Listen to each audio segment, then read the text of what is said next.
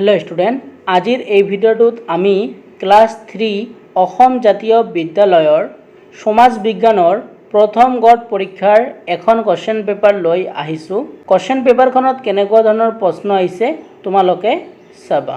তেনেহলে আজিৰ ভিডিওটো আমি ষ্টাৰ্ট কৰিছো। কোৱেশ্চন পেপাৰখনত মুঠ নম্বৰ আছিল 50। তো 1 নম্বৰ প্ৰশ্নটো কি দিয়া আছে চোৱা। 1 নম্বৰ প্ৰশ্নটো দিয়া আছে চমু উত্তৰ লিখা। তো একৰ ক তোমালোকক দিয়া আছিল আজৰি সময় বুলিলে কি বুজা। তাৰ পিছত খ নম্বৰটো দিয়া আছে প্ৰাথমিক চিকিৎসা কি। গ নম্বৰটো দিয়া আছে হবি কাক বলে। খ নম্বৰটো দিয়া আছে ঋতু কেইটা। তাৰ পিছত উ নম্বৰটো দিয়া আছে দেশ বিদেশৰ খা খবৰ জানিব পৰা এটা উপায় লিখা। তাৰ পিছত তোমালোকক প্ৰথম নম্বৰ প্ৰশ্ন দিয়া আছিল তোমাৰ বন্ধুক হঠাতে পোকে কামুৰিলে তুমি তেওঁক কেনেদৰে সহায় কৰিবা। তাৰ পিছত দ্বিতীয় নম্বৰ প্ৰশ্ন দিয়া আছিল অসমীয়া মাহ কেইটা আৰু বৰ্গীয় নম্বৰটো দিয়া আছে জলপতি কি। তোমালোকক 1 নম্বৰৰ এই 8টা প্ৰশ্নই দিয়া আছিল আৰু তোমালোকক এটা প্ৰশ্নত 1 নম্বৰকৈ দিয়া আছিল। তাৰ পিছত তোমালোকক 2 নম্বৰত খালি ঠাই দিয়া আছে। তো 2 নম্বৰত চোৱা কি দিয়া আছে। 2 নম্বৰত দিয়া আছে খালি ঠাই পূৰ কৰা।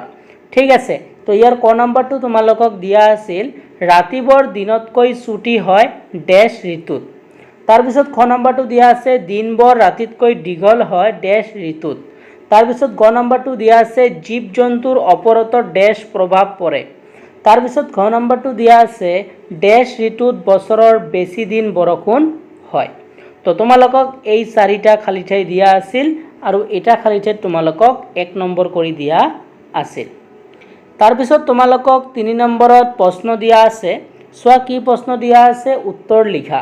তো ইয়াৰ ক প্ৰশ্নটো কি দিয়া আছে আজৰি সময়ৰ কামবোৰক কি ভাগত ভগাব পাৰি।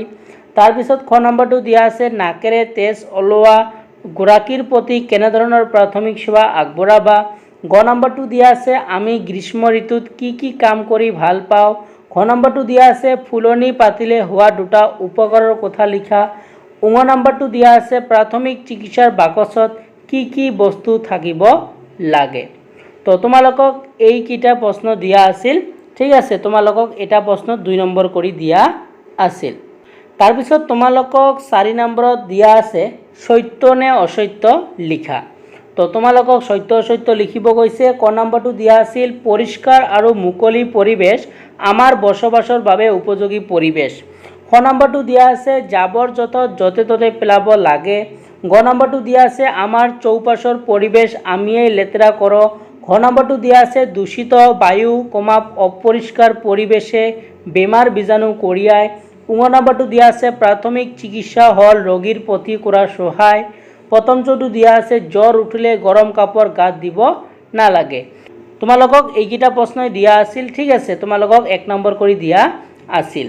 তাৰ পিছত তোমালোকক 5 নম্বৰত এটা প্ৰশ্ন দিছে যে অসমীয়া 12 মাহৰ নাম কেইটা লিখা।